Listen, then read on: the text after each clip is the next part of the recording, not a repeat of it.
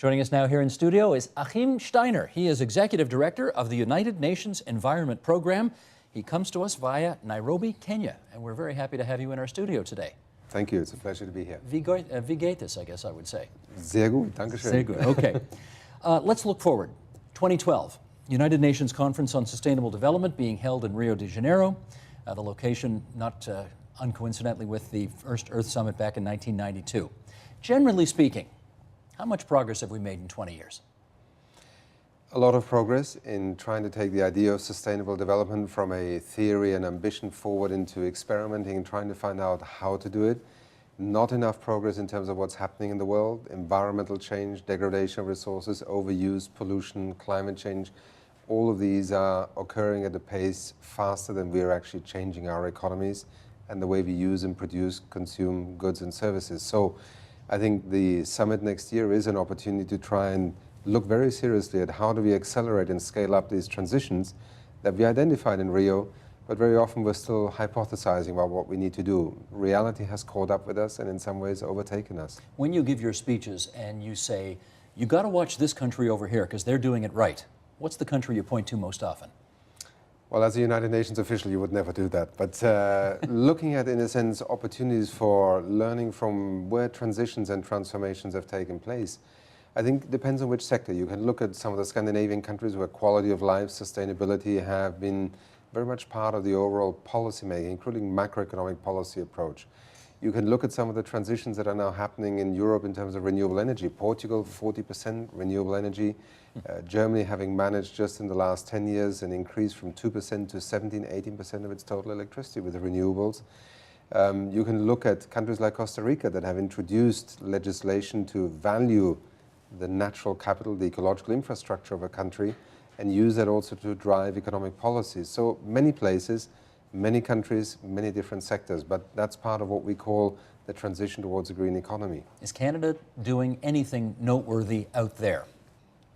Well, first of all, Canada has in the past been a leader in a sense in the sustainable development field, and much of what we brought to Rio in 1992 drew also on Canada's very progressive legislation. I think in recent years there has been a lot of activity in other parts of the world, but I'm here in Toronto at the moment partly because of what Ontario is trying to do with green energy, with its water legislation, with some of its land use planning approaches. So these are green economy policies. And those are known outside of the boundaries of Canada? Oh, very much so, because if you look at a decision, for instance, by Ontario to phase out its reliance on coal-fired power, that is one of the most significant mitigation steps in North America that I have seen in recent years. And I think it's a significant commitment, not just to phasing out something, but rather to build an economy around a different energy mix in the future. See, it's played a little differently here because the premier of the day first promised to do it in 2007, and then he said 11, and then he said 14. So here it takes on, you know, politics being what it is, it takes on the patina of a promise long delayed.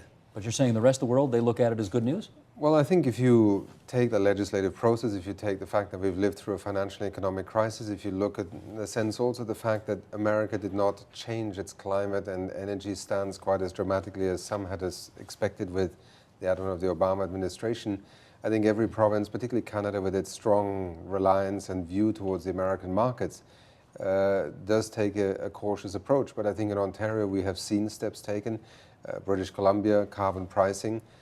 Canada is as diverse as its provinces are also in terms of some of these green economy policies. Okay, everybody uses this expression all the time. We need a green economy, a greener economy. I'm not sure I've heard a great definition yet though. So when you say it, what does it mean? At its simplest, we need to do things more efficiently in order to waste less. Secondly, we need to pollute less.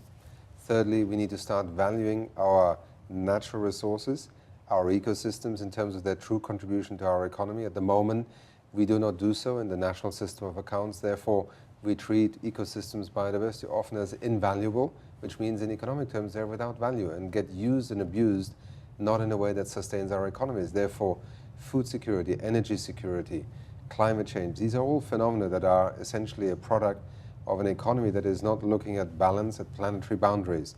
Transition towards a green economy is not a parallel universe. It's looking at our economy today and seeing how we can do things more efficiently, or, to use a simple term, decouple our economic growth from the way we consume and pollute.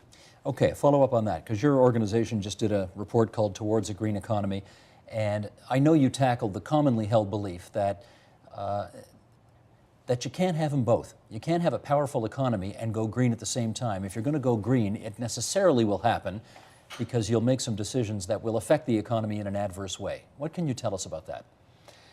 Well, if you look at the history of humankind, we've always had transitions. I mean, whether it's the move from a rural economy to industrialization, whether it's the advent of the information technology era, what we're faced with today are a number of developments in terms of environmental change, resource scarcities around the world that demand from us that we rebuild our economies around a different model of resource use. It doesn't take much imagination when you move from 1 billion people 250 years ago to 9 billion people in just 4 years, in 40 years' time, that you need to rethink how you use resources. What we are seeing is that in many countries, a different way is possible. And if I take a room like this today, you can produce the same amount of light with 1/10 of the energy simply with new technology. First, energy-efficient light bulbs, now LED technology. That's what we call decoupling. In a studio, obviously, you are still a little bit behind, but the normal household, the normal office, the normal hotel can produce literally the amount of light today with 1/10 of the amount of electricity. I'm looking around the studio right now, actually, to see whether or not that's possible. And we have, we've got very powerful lights in here, obviously, and a cooling system to keep it cool because of the hot lights. We don't need to be anymore? Let me give you a simple example. We have practiced what we preach. In Nairobi, we have built a new headquarters for 1,200 people in the heart of Africa, Nairobi. That building is powered entirely by photovoltaics and including a server room that is a so-called IT pack. It's a server technology that basically reduces by 9/10 the amount of air conditioning that is needed. That's the major consumption really for server rooms. Okay. So these are technology examples. But I noticed in your report, I think the number was 2% of GDP. If countries put 2% of their GDP towards making this kind of transition that you're talking about, it could be done, it could create new jobs and so on. But of course, taking that first step is the key. And in the case, if we're going to talk about this studio, you got to spend a lot of money up front in order to make that transition. And the question is, can everybody do that? Can everybody do that? Well, you've pointed to a very interesting fact. What has really shifted is that the cost of introducing more energy efficient technology in terms of a cost-benefit ratio, is it worthwhile in the medium term over the life cycle of a light bulb being installed? That issue has become less and less of a problem. Our greatest challenge is financing, because if you, for example, want to put a renewable energy installation on a roof, you have to come up with the money up front. If you want to replace your electric water heat in your house with solar thermal heating, you have to put the money up front. Exactly. So the issue is financing. But we live in an economy that often makes investments with 30, 40-year horizons. So this is not rocket science. It's just a matter of what kinds of incentives, what kinds of financing packages do we make available. And again, the Green Economy Report is full of examples of hundreds of thousands of households suddenly replacing their electric water heating, which is a quarter of the electricity bill, just by bringing banks, households, and the utility together in a financing package. Let me read something from National Geographic that was published in January of this year. And it refers to what we were talking about a moment ago. The World Bank has predicted by the year 2030, more than 1 billion people in the developing world will belong to the global middle class. That's up from just 400 million in 2005. That's a good thing. But it will be a hard thing for the planet if those people are eating meat and driving gasoline-powered cars at the same rate as Americans now do. It's too late to keep the new middle class of 2030 from being born. It's not too late to change how they and the rest of us will produce and consume food and energy. How do we make sure we get this right? Well, the key word is "and the rest of us," because one reason why the world is struggling at the moment in many international negotiations, including the climate change negotiations, is that the rich world that likes what it has is saying to the poor world, can you please not try and have the same as we do? And the problem is that those who are in that position are not even willing to invest in a decoupling of their consumption from that kind of growth. And that is why we are struggling. The developing world is saying to the developed world, to the rich countries, are you at least willing to also invest in that decoupling, that moving away from this consumption pattern? Then we are also willing to make that step, because everybody recognizes the future cannot simply be to continue with business as usual. But right now we are in a kind of standoff which is tragic to the world and to future generations, simply saying, well, if you don't move first, I'm not going to move. Very bad. Very bad for the world, very bad for our economies, very bad for sustainability. So who takes the first move here?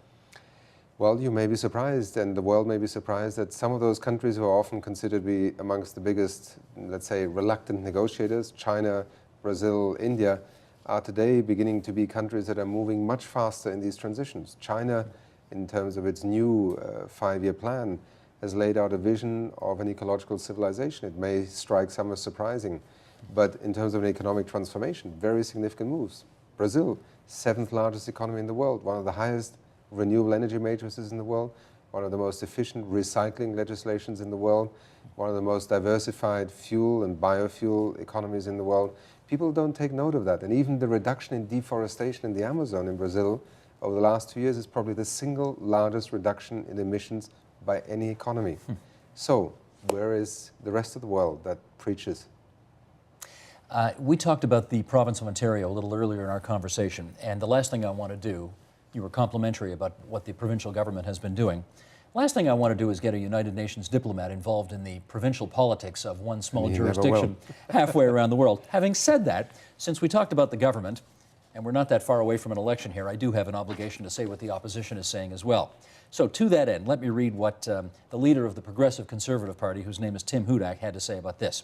Energy policy is about economics, and stop treating it like a social program. Quite frankly, we cannot continue to pursue green energy policies that unnecessarily drive up the cost for consumers and have punitive impacts on our broader economy. What do you think of that?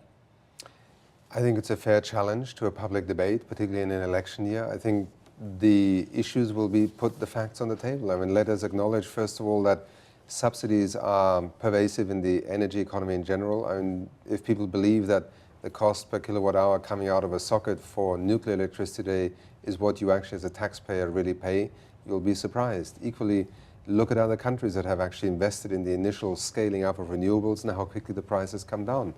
We subsidize fossil fuels worldwide with $700 billion a year at the moment. $700 billion a year.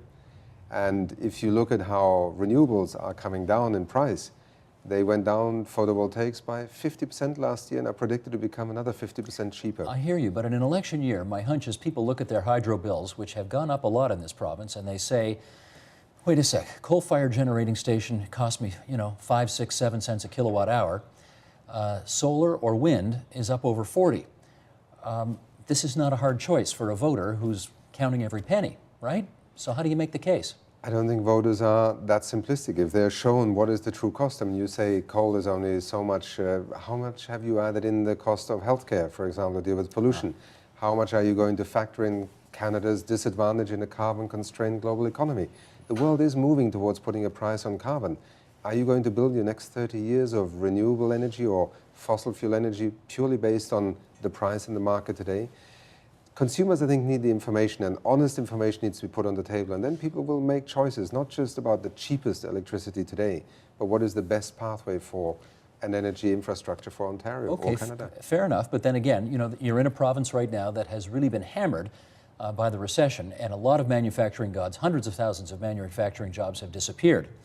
And we understand that there will be new jobs with the green economy, but the people who work in, quote unquote, the old economy or the brown economy are saying, we can't take any more job losses. I think it's wonderful the economy's going greener, they'll say, but we can't handle any more losses in the brown economy. What do you say to that? Well, look at where the recovery is happening. Look at where new jobs are being created. I mean, much of the jobless recovery phenomenon is related to the fact that the brown economy, many of the traditional sectors, are premised on essentially factoring labor out. I mean, it is more and more about efficiency, mechanization. So look at the options that you have in the green economy, and you start seeing job opportunities. These are not hypothetical numbers. The second most exporting economy in the world, Germany, has generated just in the renewable energy sector over 350,000 jobs in the last 8 years. That is a significant addition to the local labor market. Meanwhile, traditional sectors are losing jobs. We need to start looking at where is employment going to come from in the years to come.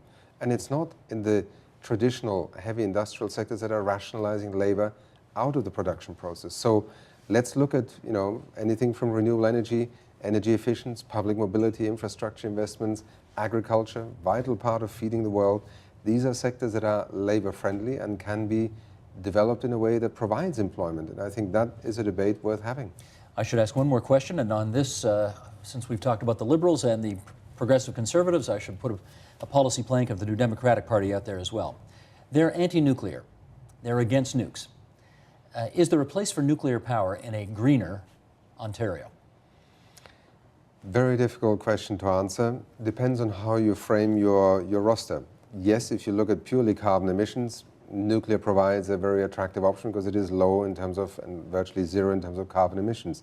If you add to it the cost of, first of all, operating the full nuclear fuel cycle, if you add into the fact that no insurance company will insure a nuclear power station and society has to, in a sense, bear that risk, if you look at 1,000 years of managing nuclear waste, you begin to put things in a different perspective. So I think the idea that nuclear will somehow be the answer is unlikely, but there are a number of countries who are choosing it as a transition, as a bridging technology, and I think you have that same discussion here in Ontario.